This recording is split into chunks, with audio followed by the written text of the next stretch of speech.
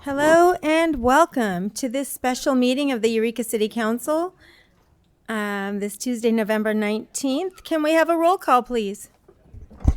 Councilmember Castellano. Here. Councilmember Moulton. Here. Councilmember Fernandez is absent. Councilmember Bauer. Here. Councilmember Contreras Deloche. Here. Mayor Burgell. Here.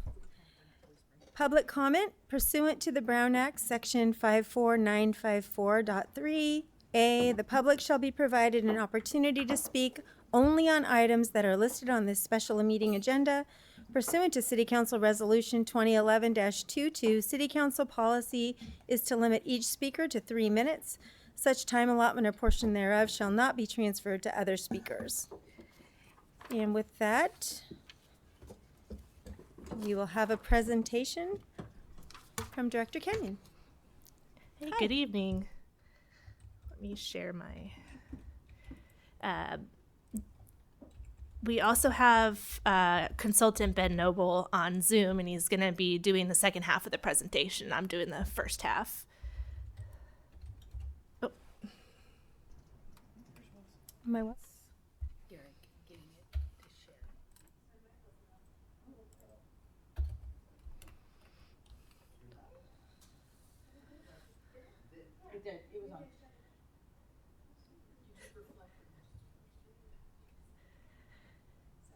It's okay.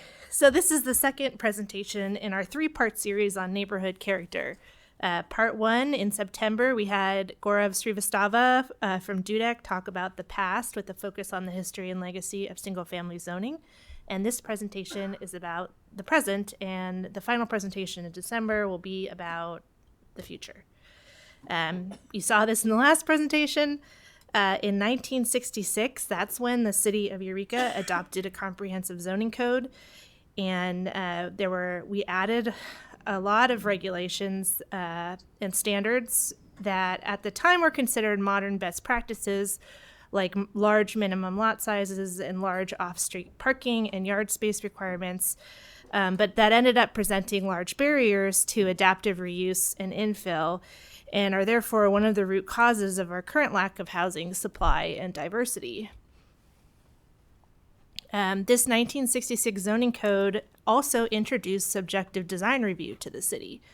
That was focused on the exterior design of structures, and the subjective standard was that the ugly, the inharmonious, the monotonous, and the hazardous shall be barred, but originality in architecture, site planning, and landscape and graphic design shall not be suppressed. And what I want to highlight here is that Eureka has had subjective design review now since 1966. And when we previously talked about design review, this development on Hillsdale Street got brought up as something that doesn't fit with the character of the neighborhood. And I wanted to point out that, this and the other examples that got brought up, they all were built post subjective design review. Like, they all got subjective design review approval. I'm not saying that subjective design review is the reason they don't fit in with the neighborhood. I'm just saying that it didn't help stop this from happening.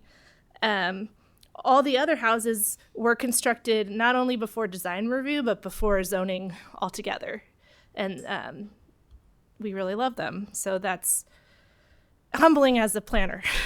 Anyway, in 2019, we did this great inland zoning code update where we comprehensively fixed our code and removed and reduced a lot of these restrictive standards that were getting in the way of adaptive reuse and infill.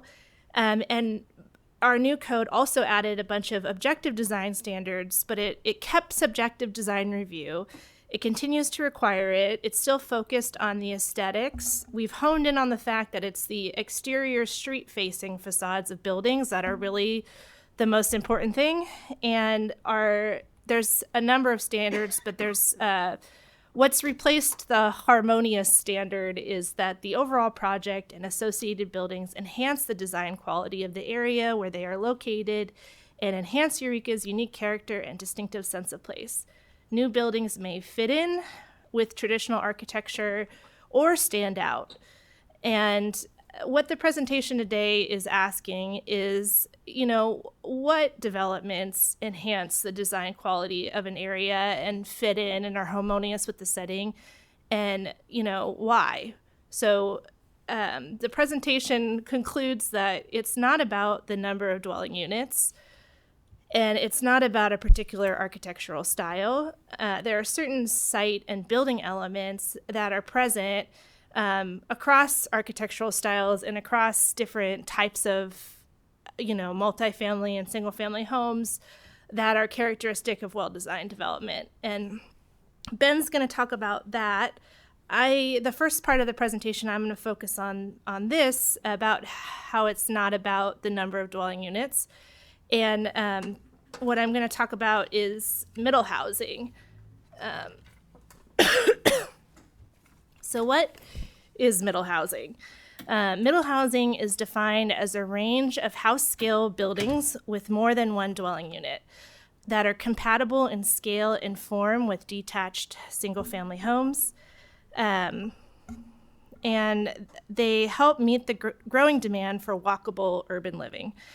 This is a diagram from the consulting firm Opticos, where it shows detached single-family homes on one end of the spectrum and apartment buildings on the other end, with middle housing in between. And the diagram calls it missing middle because it rarely gets built anymore. For many decades now, the housing development industry has just been focused on the two ends of this spectrum, leaving Americans with just two options, and one of which, single-family homes, are becoming unaffordable and therefore unattainable for a larger and larger segment of our society. So what is so great about middle housing? It can be more affordable by design. Their smaller units and smaller lots can result in development that is market rate affordable to more people without subsidies or deed restrictions. It also adds housing diversity that can support different incomes and generational needs. And it allows for more density, which is needed to support things like transit. Transit can't be viable with one home on each 6,000 square foot lot. That's not enough density to support transit. Same with creating a customer base to have neighborhood serving businesses that you can walk to. And because the building footprints and overall scale are comparable to single family homes, even though they can add a lot more density, they don't necessarily feel like it's super dense. It has a lower perceived density. This is really critical in Eureka, where we have this very old and awesome building stock, is that it allows for adaptive reuse. So by allowing people potentially to add more units to an old mansion, you're incentivizing the retention and maintenance of historic structures. So where am I? The last presentation, we went over the history of zoning in Eureka. Before zoning, so before 1953, many different types of housing were built in single neighborhoods, and they formed coherent, beautiful neighborhoods that established Eureka's distinctive sense of place. And modern zoning became a barrier to the production of middle housing because of those things I talked about, like large lot size require minimum lot size and parking, but also we literally banned it. We said single family only over 78% of our residentially zoned land. And this study from UC Berkeley is really cool. I suggest people check it out. They looked at 519 California cities and counties, and our percentage of single family zoning is actually the average in California. R1 average is 78% of residential land in California, and the median is 84%. And there's a bunch of jurisdictions where over 90% of their land is zoned single-family residential. But in Eureka, we do have really great examples of historic missing middle housing in our older neighborhoods, and we also have newer examples in the areas zoned for multifamily housing, which are shown in blue here. And also all of our commercial districts are mixed-use districts. So we allow and encourage housing in all of our commercial districts, which is another place where we get modern-day middle housing. And I'm going to quickly go over some of the quintessential middle housing typologies. Middle housing can take a variety of forms and different types can blend into each other, but as a way to organize the discussion, I'm just going to break this down so I can highlight some of the ones we have locally. First, we got the side-by-side duplex, 2 units attached at the middle. This is one of my favorites. These 2 that are side-by-side in Eureka, these are 2 duplexes. On California. This one's in the Bridge District. It's smaller than a typical single-family home. 2 units there. This one, 2-story, side-by-side duplex. You got the stacked duplex, where you have 1 unit on top of the other. This is one on I Street. What did I want to say about? We just have so many great examples of duplexes. That enhance the character of the neighborhoods they're in. There's this one, you really, the only, they're indistinguishable from surrounding single family homes other than maybe like they have 2 doors. Moving up in density, we have the 4-plex, which is like the stacked 4-plex, 2 dwelling units on the ground floor and 2 above with shared or individual entries from the street. This type has the appearance of a medium-sized single-unit house. Also, it allows, you could fit it on a typical 50-foot wide lot, and you could even, if you have an alley, which Eureka is blessed to have. I know living on an alley, it doesn't feel like a blessing always, but that would allow you to have even parking for each unit in the back. And we have classic examples of stacked 4-plexes in Eureka, and a lot on H Street where they fit right in with the stately big homes. Next is my personal favorite, the cottage court or bungalow court. It's comprised of little bungalows arranged around a shared courtyard that is oriented towards the street. Back when these were popular in the 1920s, the courtyards were often framed on the backside by a 2-story structure. But if the lot is on an alley, the rear of the courtyard can also function as parking. We have a few examples. I couldn't find exactly when this was constructed, but it was sometime between 1920 and 1949. This one happened after 49, but before 55. This one, the units are attached to each other. Now that we have a more car-centric culture, you often see a side court instead of the landscape courtyard in the middle. You have a driveway on the side with to access the individual garages. This orientation allows for multiple units on a narrow lot. There is 1 unit with a prominent entrance facing the street with the other units tucked behind so that it looks and feels like a single family home when you're walking down the street. The units can be attached or detached. Similarly, there's the motor court, but in this case, you've got the access down the center. And so when you're walking by on the street, it feels like a single family home and then an alley and then another single family home, but you have a bunch of density tucked behind. Townhomes.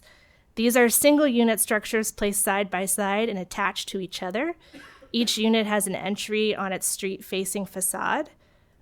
Each unit can be its own individual lot sold separately, which could be prohibited by modern zoning codes if you require side setbacks.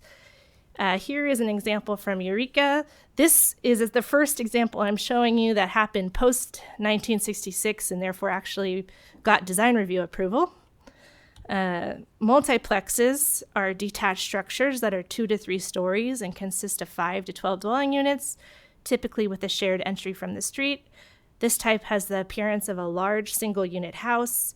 In Eureka, we have many multiplexes that look just like single family homes because they were in fact large single family homes at one time and have been broken into a number of units. I added the side pictures because that's where you begin to see the added density that isn't immediately obvious from the front. The last type I'm going to mention is live-work, where you have one dwelling unit above or behind a fire-separated flexible ground floor space that can accommodate a range of non-residential uses. The flex space and residential unit typically have separated street entrances, and the flex space typically has a taller height and a shop front frontage. Here's an old corner store example from a residential neighborhood in Eureka. So I talked about some of the benefits of missing middle, and conversely, I just want to talk about some of the costs of not allowing incremental density. You end up with a lack of diversity of housing stock, and there's definitely a gap in supply and demand for walkable urban living and access to transit. I'm not saying that people don't love having a big house and yard, but they would also really love to be able to walk to a coffee shop. There's also a gap between supply and demand for smaller units. As we know, we have an aging population. Also, 31.4% of Humboldt County households are one-person households. That's nearly a third of households in Humboldt County. 78% of Eureka households are without children. So really, we have quite a few people that maybe don't need a 6,000 square foot lot, and maybe don't want that. We also, by not allowing for this incremental density and allowing our neighborhoods to adapt and grow, this has led to an overall deficit in housing supply, which is driving up costs for everyone in the market, with over 40% of Humboldt County households cost burdened, meaning they're spending more than 30% of their income on their housing costs, which is really bad for our economy because then they don't have as much discretionary spending for those coffee shops I keep bringing up. So, and really, like, this I found online, and look at how little housing we've built, in recent decades. So what is this, getting back to the point of the presentation, I'm almost done, I'm passing it on to Ben. What does this tell us about context-sensitive development? I think we have great examples of how, multi-unit structures can be incorporated seamlessly into a single-family neighborhood. And so I don't think it's the number of units that determines whether development contributes positively. And it's really about how that development behaves in the context that it's in. And that's what Ben's going to talk about. So I'd like to pass it over to Ben. Derek, can you unmute Ben? Great. Can you hear me okay? Yes. Awesome. So again, my name is Ben Noble. I am a city planning consultant assisting Eureka with the design review topic. Next slide, please. All right, so Kristen asked me to talk about some of the elements of building and site design that contributes to context-sensitive development within this middle housing context. So I'm going to talk about a number of important design features related to site design and building design and other site features with some photographic examples of recent middle housing construction. Next slide, please. Okay, so the first subject is building placement. So where buildings are located on the lot. So here's an example of townhome style development where units are placed near the street to support a pedestrian oriented public realm. Now there's a lot of other units that, if you go back please, there are a lot of other units that are included in this development, but the units that are closest to the street are relatively close with a direct connection between the sidewalk and the primary entry of each of those units. Next slide, please. So here's another example of this is, I think, a triplex that's located within a neighborhood that consists primarily of larger historic single-family homes. And you can see here the architecture of this building is relatively contemporary, but it's placed on the lot in a manner that's similar to the other homes in the neighborhood in order to reinforce that existing neighborhood character, even though the architectural style is a little bit different. Next slide, please.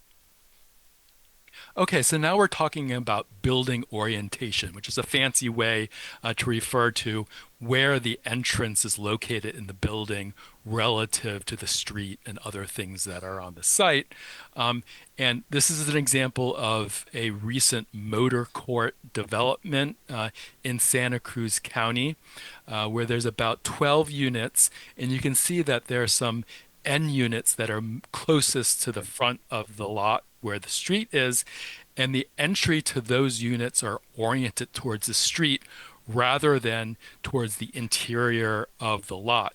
And what that does is that helps to create a more attractive and welcoming streetscape character for pedestrians that are walking by. Next slide, please. Here's an example of a similar type of motor court development where you can see that there's a drive aisle between each side of buildings. There's, I think, 6 units that were part of this development within a predominantly single-family neighborhood.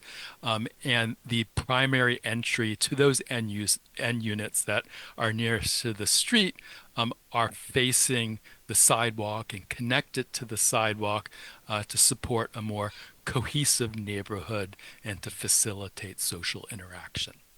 Next slide, please.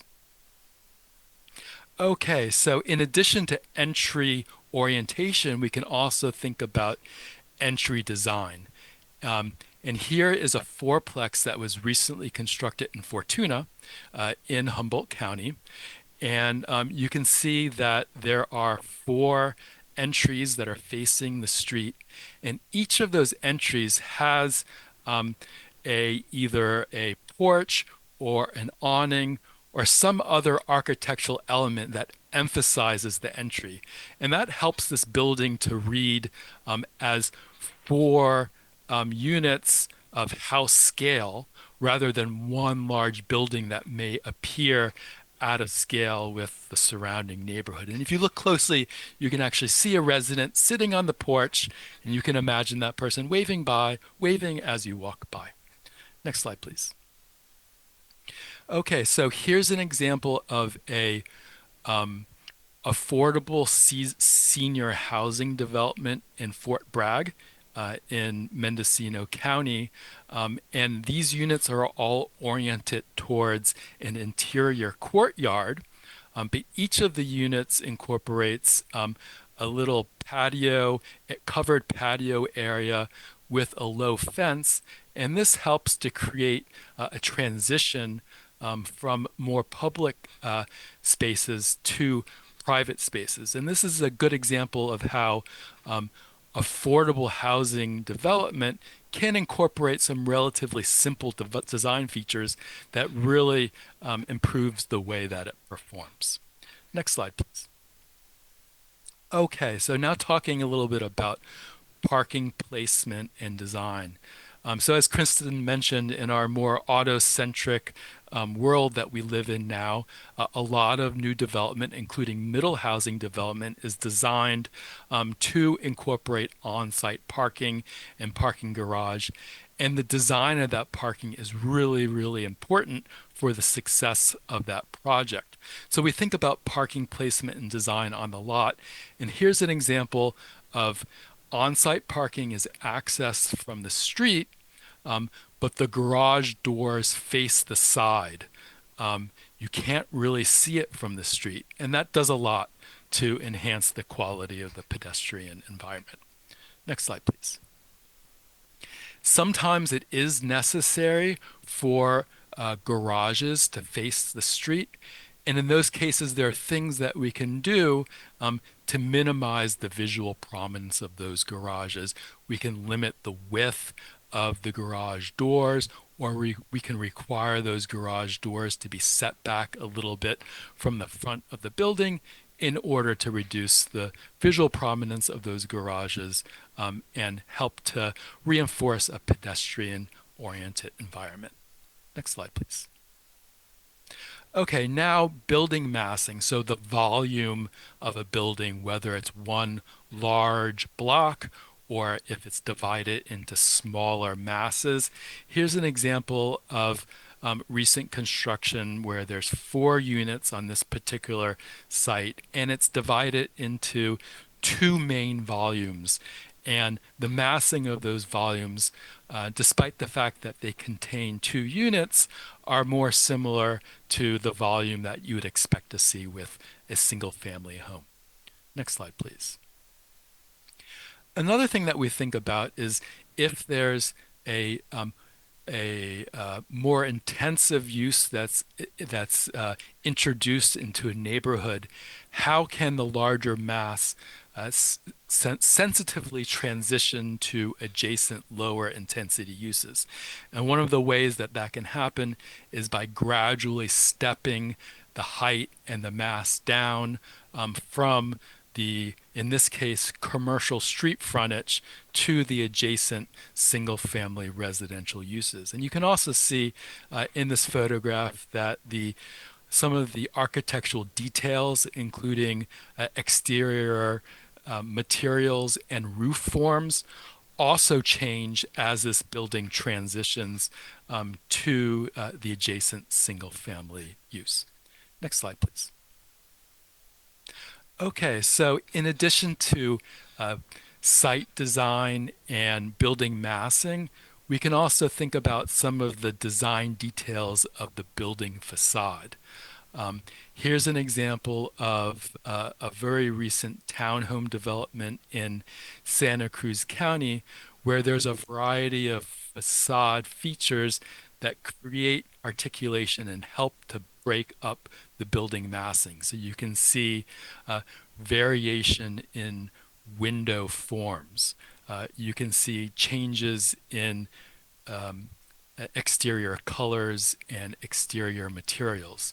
You can see other design details like some Juliet balconies as well as some functional balconies and some modulation in the building plane.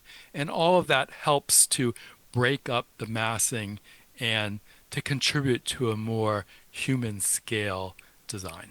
Next slide, please. And sometimes you don't have to have a lot of design features. Sometimes just a few things is all that you need, particularly with a more contemporary design. In this example of recent side court development in the Bay Area, you have variation in exterior color and materials combined with some modulation that does a lot to create visual interest consistent with the more contemporary design of the building. Next slide, please. Okay, roof design often is very important, particularly when we're increasing height, maybe beyond what is familiar in a particular neighborhood. And introducing some varied roof forms can help reduce the box-like appearance of a building, particularly with more contemporary designs. Next slide, please. And here another example of recent construction where there's just a simple break in the roof line to create visual interest. Produces a far superior design than if there is one continuous roof line. Next slide, please. Okay, open space, very important as a resident amenity as well as for the design of a project and how well it fits into its context. So here's an example of some shared open space with amenities that promote social interaction. I think this is very well designed where it's a sufficient width and it includes a lot of amenities for residents that creates a very appealing place set in the redwoods. I can imagine myself bringing a cup of coffee and a little book to read and really enjoying spending some time outdoors in the sun in this kind of a space. Next slide, please. The open space can be designed so that windows and doors of the units are facing that space to create a sense of security, to enhance security, and to activate the space so it's attractive and welcoming for residents. And in this example, you can see there are a lot of amenities such as benches, trash cans, pedestrian scale lighting that enhance the quality of that space. Next slide, please. Landscaping, of course, is very important. Here's an example of a 2-unit project in Santa Cruz County where I think because of some site constraints that the building massing really needed to be located relatively close to sidewalks that were fairly narrow to begin with, and to soften that building edge, some landscaping was installed between the property line and that building to add greenery to the urban streetscape. Next slide, please. And then landscaping also can be very important for the quality of the resident open space with interior landscaping that's incorporated, that's integrated into the resident amenities, as is the case in this cluster development in the San Francisco Bay Area. Next slide, please. Okay, and then there are a lot of individual or small details with site feature that collectively can make a big difference in the compatibility of this sort of infill development within an existing neighborhood. So here's an example of a side court project in Santa Cruz County where you can see on the right is an enclosure for trash receptacles, and the design of that enclosure includes the materials and other architectural details that match the primary residence. So you almost don't even notice this in the photograph. Next slide, please. And then other details such as front landscaping, fence design, lighting as well can enhance the visual character of the public realm. Next slide, please. Okay, so those were a collection of photographs of recent middle housing construction and some of the more important design elements that helped those projects be successful and fit in to an existing neighborhood that's primarily single family in its character. And all of these different design elements work together to create projects that fit into their context and respect the existing character regardless of their architectural style. So you saw examples of more traditional architecture as well as some more contemporary architectural styles and how those projects were successful despite that variation in design. So when thinking about standards for infill residential development and middle housing, the good standards don't necessarily prescribe exactly how the buildings will look, but really will focus on how they behave to enhance the neighborhood quality and support a pedestrian-friendly environment. So with that, I will hand it back to Kristen for some concluding remarks. Yeah, I think Ben made the good conclusions there. Our next presentation, we're going to be talking about how we can basically create objective design standards around some of these things that we talked about this time that promote good design. And that's it for us. Great. So thank you so much for the presentation. So currently it is 5:36 and we have some time before our next meeting. So I want to let folks know the timing where we're at, but we're happy to take questions or comments in the moment if you have any or direction. Councilmember Contreras-Deloche. Mayor, before we do that, Councilmember Fernandez has joined us. And so Councilmember Fernandez, could you just let us know why you're joining via Zoom? I'm at a conference related to city council. Okay, thank you. Great. So in order for Councilmember Fernandez to participate in the meeting, we will have to have a motion and a second and vote. I move for Councilmember Fernandez to participate in tonight's special meeting. I second, remotely, yeah. So I'll second. both meetings? Oh, can we do both meetings now? I believe so, right? Yes. Double Sure. second. Okay, I motion for Councilmember Fernandez to participate in the special meeting and the regularly scheduled council meeting. Thank you. So that's a motion and a second. Please vote. Unanimous yes vote, motion carries. Thank you. Councilmember Contreras Deloche? So I know we don't have a lot of time and I don't want to belabor it, but this is something where I think I would love to kind of come and talk with you more and learn a little bit more about this more than what we can do right now. But I am curious, and I'm grateful that the next presentation is going to kind of explain how what we just learned can be implemented, because the whole time we were going through this, I was thinking, okay, during the 2 years that I've been on council, there's been a lot of pushback for any of this kind of stuff because it's subjective. And so I'm really interested to find out how those two things can go together. And pardon my voice, I'm just getting it back. So I do have a question though. I guess I'm curious.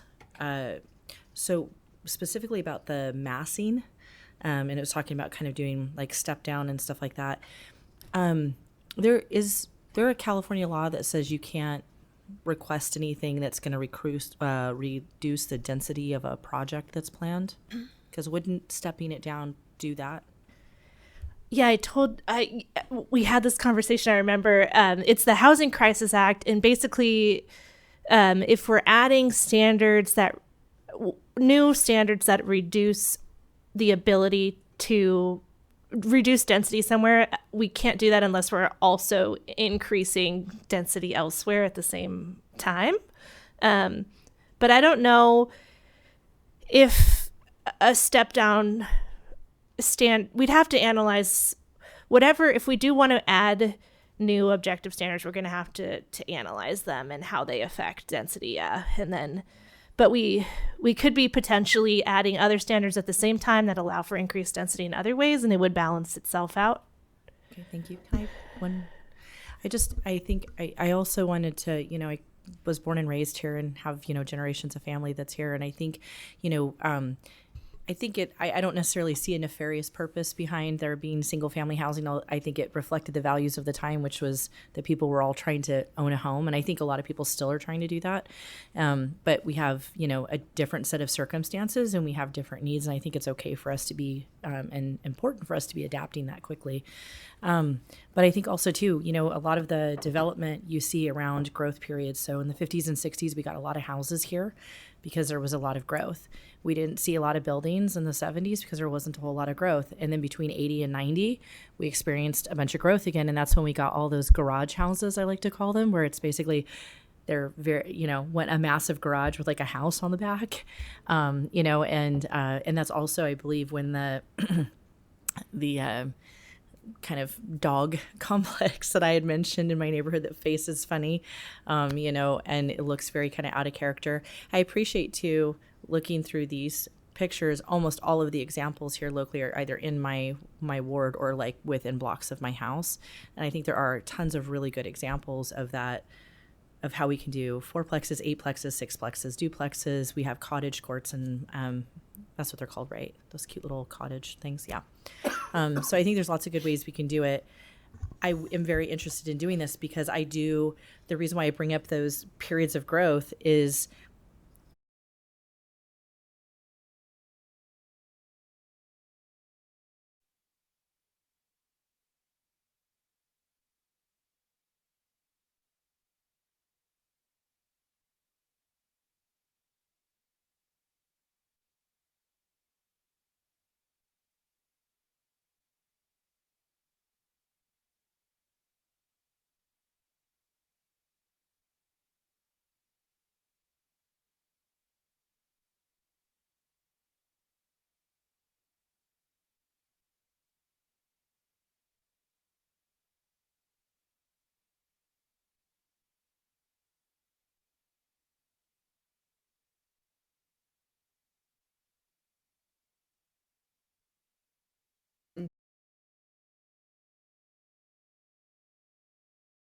We're going to bring it back to council for comments, brief comments. Councilmember Moulton?